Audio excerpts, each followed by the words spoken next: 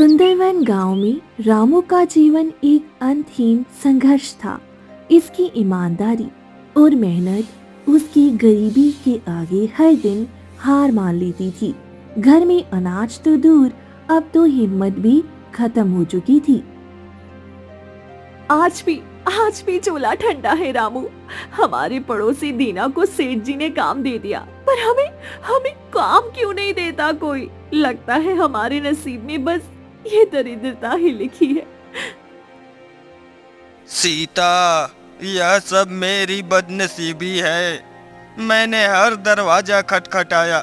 गांव में ऐसा कोई नहीं जिसका कर्ज मुझ पर ना हो। अब तो लकड़ी काट कर भी इतने पैसे नहीं मिलते कि बच्चों का पेट भर सकूं। रामू अपने हाथ की खुरदुरी चमड़ी देखता है जो उसकी सालों की मेहनत बताती है। कल साहूकार फिर आया था, कह रहा था कि इस बार पैसे नहीं दिए तो झोंपड़ी नीलाम कर देगा। आप कुछ भी क्यों नहीं करते?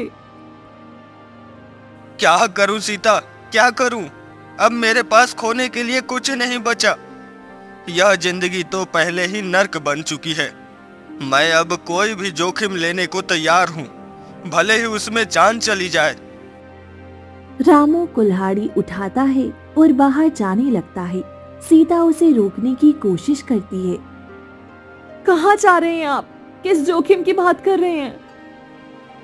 मैं गहरे जंगल की तरफ जा रहा हूँ सीता। जहाँ खतरा है वहीं शायद बुजुर्गों की पुरानी लकड़ी मिल जाए। अब मुझे सेठ और साहूकार से ज्यादा मौत का डर नहीं है। मैं वापस आऊंगा तो अनाज के साथ, नहीं तो नहीं आऊंगा। रामू की हताशा उसे एक ऐसे रास्ते पर ले जा रही थी जिस पर जाने से गांव के अच्छे अच्छे लोग डरते थे। खतरा अब उसे डर नहीं बल्कि आशा का मार्ग दिखा रहा था। उसी की ये अंतिम यात्रा थी जो उसे एक वर्जित नदी की ओर ले जाने वाली थी। रामू अपनी हताशा में जंगल के उस हिस्से में पहुंच गया जहां वर्जित नदी बहती थी। ये नदी गांव वालों के लिए खतरे का प्रतीक थी, क्योंकि यहाँ जाने वाला कोई भी इंसान वापस नहीं लौटा था। रामू की प्यास उसके डर से बड़ी हो चुकी थी। पानी, पानी कहाँ मिलेगा? लगता है प्यास से ही मेरी जान चली जाएगी। अब आगे तो वह मनहूस नदी है। रामू हिचकिचाता है, लेकिन प्यास उसे आगे बढ़ने पर मजबूर करती है। तभी झाड़ियों में से बाबा वनराज प्रकट होते हैं। बाबा का चेहरा शांत पर गंभीर है। ठहरो लकड़हारे, एक और कदम भी आगे मत बढ़ाना। तुम जिस ओर जा रहे हो वह रास्ता जीवन का नहीं बल्कि माया का है। बाबा, आप कौन हैं? मुझे बहुत जोर की प्यास लगी है। मुझे आगे जाना होगा, वहां नदी है। मैं इस जंगल का सेवक हूँ और मैं तुम्हें अंतिम चेतावनी देने आया हूँ। यह केवल नदी नहीं है, यह जल का रहस्य है। उस जल को जो भी छूता है वह वापस नहीं आता। तुमने पिछले दिनों जिस साहसी मछुआरे की बात सुनी थी वह भी वहीं गया था। उसका नामो निशान भी नहीं मिला। बाबा, आप सही कहते होंगे, पर मेरी जिंदगी में अब कोई आजादी नहीं बची है। मुझे भूखे रहने से ज्यादा डर नहीं लगता। अगर वहां मौत है तो भी मुझे मंजूर है। मुझे पानी चाहिए। रामू बाबा को अनदेखा करके नदी की ओर भागता है।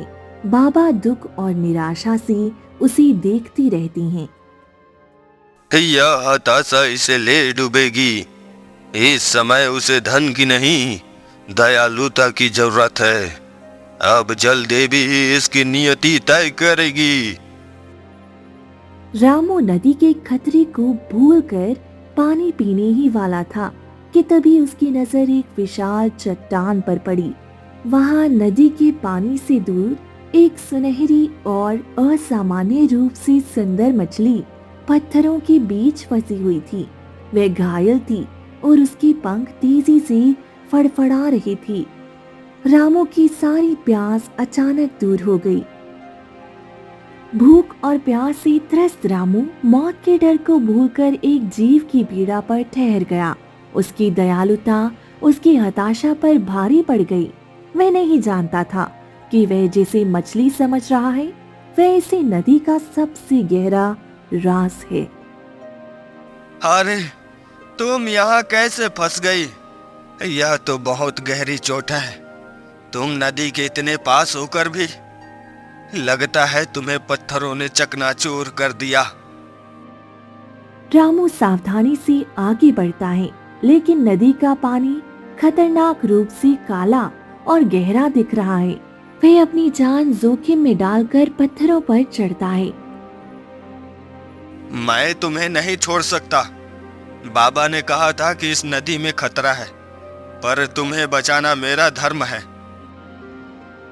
रामू बड़ी मेहनत से मछली को पत्थरों के बीच से बाहर निकालता है। मछली बिल्कुल बेजान लग रही है। जैसे ही रामू उसे अपने हाथों में उठाता है, एक अदृश्य मधुर आवाज उसके कानों में धीमे से गूंजती है। दयालु मनुष्य, डरो मत। मैं जानती हूँ तुम भूखे हो, पर मुझे जीवन दो। मुझे वापस पानी में छोड़ दो, वरना मैं अपने श्राप से मुक्त नहीं हो पाऊंगी। रामू इस अदृश्य आवाज को सुनकर बुरी तरह चौंक जाता है। वह चारों तरफ देखता है, कोई नहीं है। वह मछली को देखता है। यह कौन बोल रहा है? क्या तुम बोल रही हो मछली? हाँ रामू, तुम्हारी दयालुता ने मेरी आवाज को तुम्हारे लिए खोल दिया है। मेरा नाम नंदिनी है। मैं इस नदी की जल देवी हूँ, पर एक क्रूर श्राप के कारण यहाँ फंसी हूँ। जल देवी और श्राप? इसका मतलब बाबा सच कह रहे थे। अब मैं क्या करूं? तुमने मेरी जान बचाई है। अब मेरा श्राप टूटने ही वाला है। मुझे वापस इस गहरे जल में छोड़ दो। मैं तुम्हारी दरिद्रता का अंत कर दूंगी, पर तुम्हें मेरा एक गुप्त राज रखना होगा। क्या तुम मेरी मदद करोगे? रामू गरीबी से परेशान था। इस रहस्यमय अवसर को वह छोड़ना नहीं चाहता था। वह जलपरी की बात मान लेता है। हाँ, मैं आपकी मदद करूंगा। मुझे यह जीवन अब और नहीं चाहिए। मेरी सहायता कीजिए। मैं किसी को आपका राज नहीं बताऊंगा। रामू मछली को नदी के गहरे पानी में छोड़ देता है। मछली तुरंत नीचे चली जाती है और नदी में एक चमकीली लहर उठती है। रामू ने उस दिन प्यास की जगह आशा पी। उसने अपनी जान दांव पर लगाई और अब उसे उस जल देवी से अपने जीवन के बदलाव का इंतजार था। पर वह नहीं जानता था कि जल देवी का पुरस्कार कितना बड़ा होगा और उसके पीछे आने वाला खतरा कितना भयानक। रामू ने जल देवी की बात मानी और इसे गहरे जल में छोड़ दिया। वह जानता था कि अब उसका जीवन पहले जैसा नहीं रहेगा। उसकी निराशा अब एक अनजान आशा में बदल चुकी थी। रामू सुनो, ये शंख तुम्हारे लिए मेरा वरदान है। इसे अपने हाथों में उठाओ। इसमें छिपी शक्ति तुम्हारी जिंदगी की हर अंधेरी राह को रोशन कर देगी। ये उपहार मैंने तुम्हारी सच्चाई और दयालुता के लिए चुना है। इसे संभाल कर रखना, यही तुम्हारा असली सहारा बनेगा।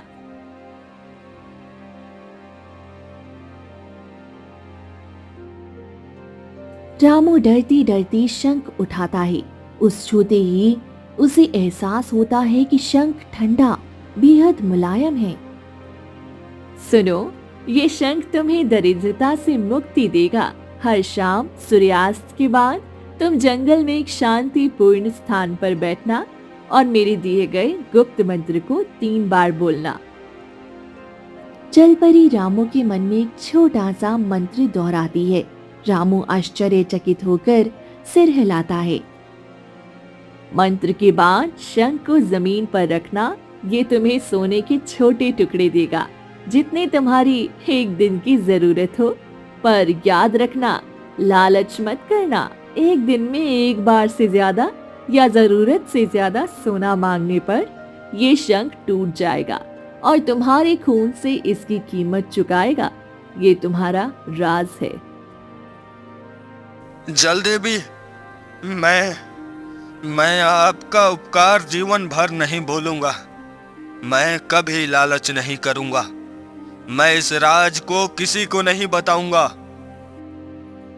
नदी का जल शांत हो जाता है। जलपरी की आवाज चली जाती है। रामू शंख और मंत्र लेकर तुरंत घर की ओर निकल जाता है।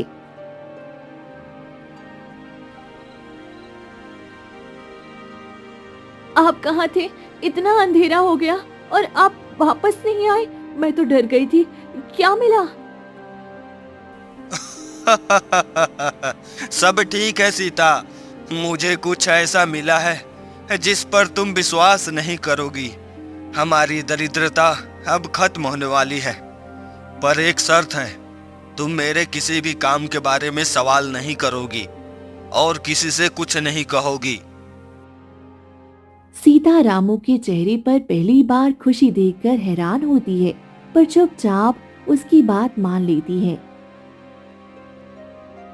रामू झोपड़ी के पीछे जाकर मंत्र दोहराता है। शंख हल्का चमकता है और उसके पास थोड़ी सी सोने के टुकड़े उभर आते हैं, इतने कि 2 वक्त का खाना मिल जाए। हे जल देवी, आपने मेरी और मेरे परिवार की जान बचा ली। उस रात कई दिनों बाद रामू के घर का चूल्हा जला, पर चमत्कार की इस कहानी में खतरा भी छिपा था। रामू की बदली किस्मत जल्दी ही लालची आंखों को अपनी ओर खींचने वाली थी।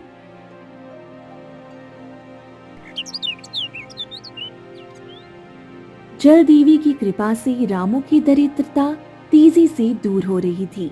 वह अब बाजार में उधार नहीं मांगता था, बल्कि नकद भुगतान करता था। रामू का ये बदलाव गांव के लालची और ईर्ष्यालु लोगों की नजरों में छिप नहीं पा रहा था। लो दीना, तुम भी अपने बच्चों के लिए अनाज ले लो और अब चिंता मत करना। अरे रामू, तुम इतने पैसे कहाँ से ला रहे हो? तुम्हारा काम तो इतना नहीं था। तुम तो मेरी भी मदद कर रहे हो। क्या तुम्हें कोई गुप्त खजाना मिला है? खजाना नहीं भाई, बस मेहनत और किस्मत का साथ मिल गया है। अब मेरी किस्मत अच्छी चल रही है। रामू और दीना चले जाते हैं। तभी सेठ किशनलाल अपनी बगल में खड़े कल्लू से बात करता है। देखा कल्लू, ये रामू कल तक मेरे सामने पैसे के लिए रोता था और आज यह नगद खरीद रहा है, और वो भी सोने के सिक्के। यह सोना कहाँ से आ रहा है इसके पास? हाँ सेठ जी, मुझे तो यह बिल्कुल पसंद नहीं आता। हम जैसे ईमानदार लोग तो सूखी रोटी खाते हैं, और यह मनहूस जो हमेशा रोता रहता था अचानक अमीर बन गया। जरूर कोई गड़बड़ है। कहीं वह जंगल में कोई काला जादू तो नहीं करता ना? काला जादू हो या सफेद, मुझे उस सोने के तह तक पहुंचना ही होगा। वह अकेला लकड़हारा जो वर्जित नदी के पास गया था, अचानक धनवान कैसे बन गया? जरूर उस नदी में कोई गुप्त राज है। हाँ, मैंने उसे उस दिन वर्जित नदी की तरफ जाते देखा था। जब वह प्यासा था, उसे बाबा वनराज ने भी मना किया था, लेकिन फिर भी वो चला गया था। यही तो राज है। अगर तुम मेरा साथ दो कल्लू, तो तुम और मैं उस राज को ढूंढ निकालेंगे। जो भी खजाना या जादू रामू को मिल रहा है, वह हमारा होगा। मैं तुम्हें रामू से 10 गुना ज्यादा दूंगा। क्या तुम तैयार हो? कल्लू राम की ईर्ष्या और सेठ के लालच में फंस जाता है। वह तुरंत सहमति देता है। तैयार हूँ सेठ जी। रामू की यह खुशहाली मुझे बर्दाश्त नहीं। बताइए ना, क्या करना है? रामू की दया का फल अब सेठ और कल्लू के लालच का बीज बन चुका था। दोनों ने मिलकर उस गुप्त राज को जानने की योजना बनाई, जिसके पीछे रामू की दयालुता और जल देवी का शंख छिपा था।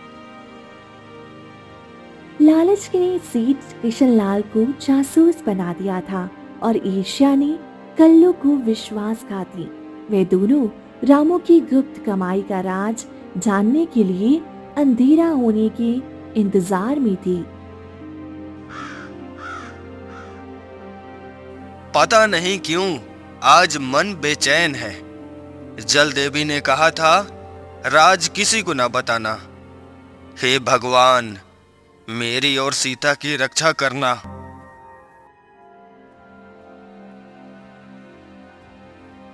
रामू झोंपड़ी के पीछे एक ऊंचे पेड़ के नीचे बैठ जाता है। सेठ और कल्लू दूर झाड़ियों में छिपे हुए उस पर नजर गड़ाए हुए हैं। देखो, वह बैठ गया। अब देखो वह मनुष्य क्या जादू करता है। रामू आंखें बंद करके गुप्त मंत्र 3 बार दोहराता है। वह शंख को जमीन पर रखता है। शंख से सुनहरी चमक निकलती है और सोने के टुकड़े प्रकट होते हैं। ओह सेठ जी, यह तो सचमुच जादू है। यह तो शंख है। ये शंख हमें चाहिए। यह सब मेरा होना चाहिए। शांत, अब असली राज पता चला। यह शंख ही खजाने की कुंजी है। कल सुबह हम यह शंख छीन लेंगे। यह हमारा होगा। रामू सोना उठाकर अपने कपड़ों में बांधता है। तभी उसके कानों में जल परी की गहरी डरावनी चेतावनी गूंजती है। रामू, तुम्हारा राज टूट गया है। विश्वासघात तुम्हारे द्वार पर खड़ा है। मैंने कहा था लालच मत करना, पर गांव के लालच ने मुझे ढूंढ लिया है। संकट बहुत नजदीक है। तुम्हारे पास कल सुबह तक का समय है। जल देवी, यह क्या हुआ? किसने? मैं क्या करूं?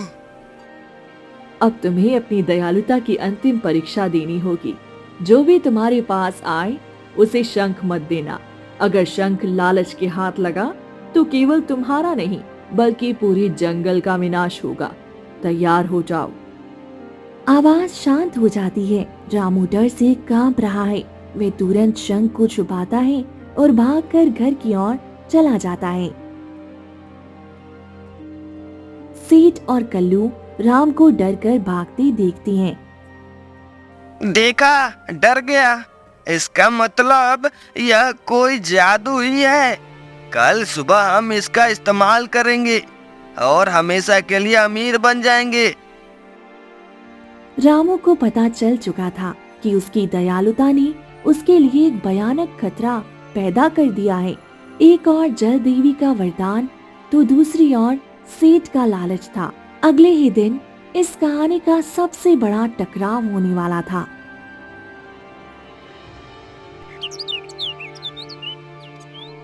रात भर की बेचैनी के बाद रामू और सीता जानती थी कि ये सुबह उनके लिए संकट लेकर आएगी। जल देवी की चेतावनी उनके कानों में गूंज रही थी। अब उन्हें अपने परिवार और शंख को बचाना था। आप क्या कह रहे हैं? हमें कहीं भाग जाना चाहिए। मैंने कभी नहीं सोचा था कि धन के कारण हमें अपनी जान का खतरा होगा। नहीं सीता, भागना नहीं है। जल देवी ने कहा था शंख को लालची हाथों में नहीं जाने देना। यह शंख केवल हमारी नहीं बल्कि पूरे जंगल की रक्षा कर रहा है। हमें लड़ना होगा। तभी झोपड़ी के दरवाजे पर जोरदार दस्तक हुई। बाहर सेठ किशनलाल और कल्लू खड़े हैं। उनके हाथों में लाठियां हैं। अरे ओ रामू, दरवाजा खोलो। हमें पता है तुम्हारे पास जादुई शंख है। उसे चुपचाप हमारे हवाले कर दो, वरना अंजाम बहुत बुरा होगा। रामू हिम्मत करके दरवाजा खोलता है। सेठ जी, यह क्या कर रहे हैं आप? यह मेरी चीज है, इसे लेने का आपको कोई हक नहीं। चुप कर मनोज, तेरी किस्मत अच्छी थी जो तुझे जादू मिला, अब वह जादू हमारा होगा। कहाँ है वह शंख? बता, चल जल्दी बता। सेठ और कल्लू जबरदस्ती झोपड़ी में घुस जाती हैं। वे पूरे घर में शंख ढूंढना शुरू कर देती हैं। सीता रोने लगती है। रामू सेठ का रास्ता रोकने की कोशिश करता है। मैं आपको इसे छूने भी नहीं दूंगा। यह दया का वरदान है, लालच का नहीं। ये केवल शंख के लिए लड़ाई नहीं थी, ये दया और लालच के बीच की लड़ाई थी।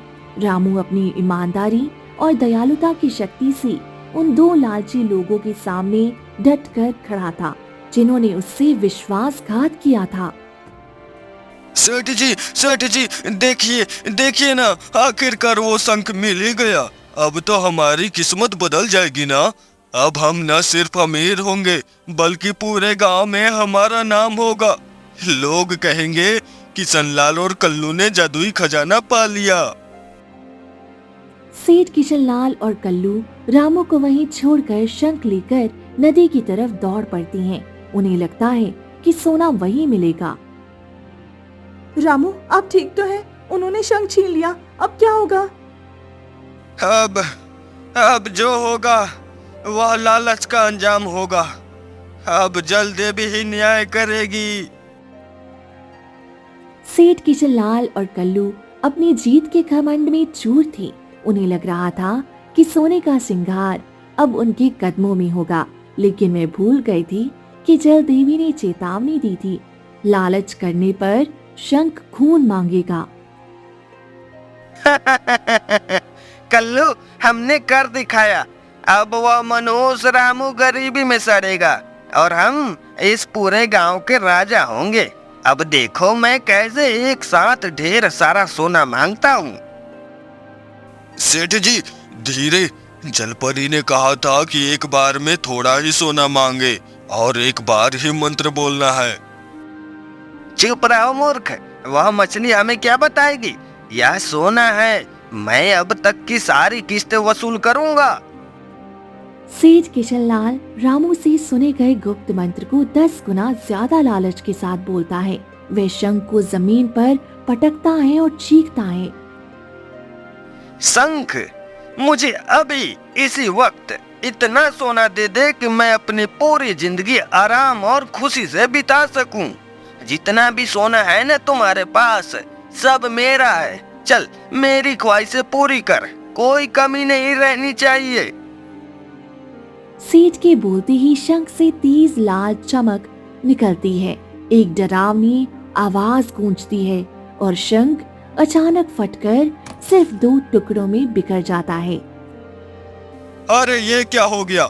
मैंने कहा था सेठ जी, लालच मत करो।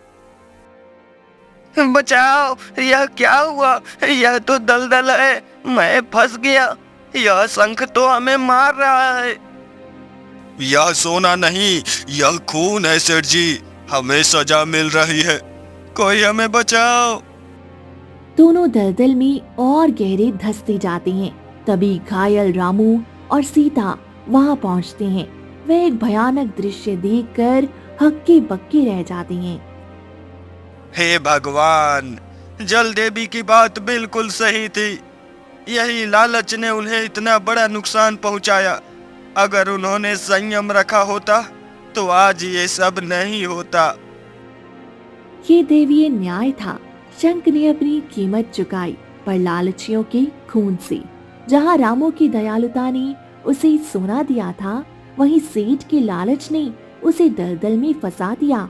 अब रामू के सामने एक अंतिम नैतिक परीक्षा थी। रामू को पता था कि ये वही लोग हैं जिन्होंने उसे धोखा दिया, उस पर हमला किया और उसका शंख चुराया। रामू के पास मौका था कि वह देवीय न्याय को होने दे, लेकिन उसकी दयालुता उसकी पीड़ा पर भारी पड़ गई। रामू भाई, मुझे माफ कर दो। मैंने लालच किया। मुझे पता है मैं इसका हकदार नहीं हूँ। कृपा करो, हमें बचा लो, वरना हम मर जाएंगे। रामू मत जाओ, ये वो लोग हैं जिन्होंने तुम्हें मारने की कोशिश की। ये इनकी सजा है। तुम अभी भी घायल हो, तुम इन्हें बचाने मत जाओ। नहीं सीता, वे अपराधी हैं, पर मैं कसाई नहीं बन सकता।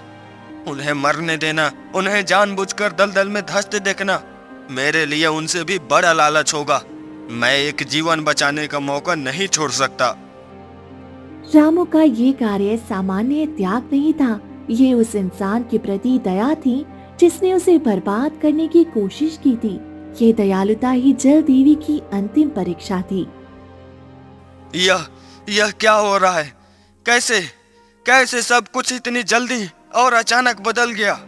मैं सच में समझ ही नहीं पा रहा हूँ कि आगे क्या होगा, और यह सब क्यों हो रहा है।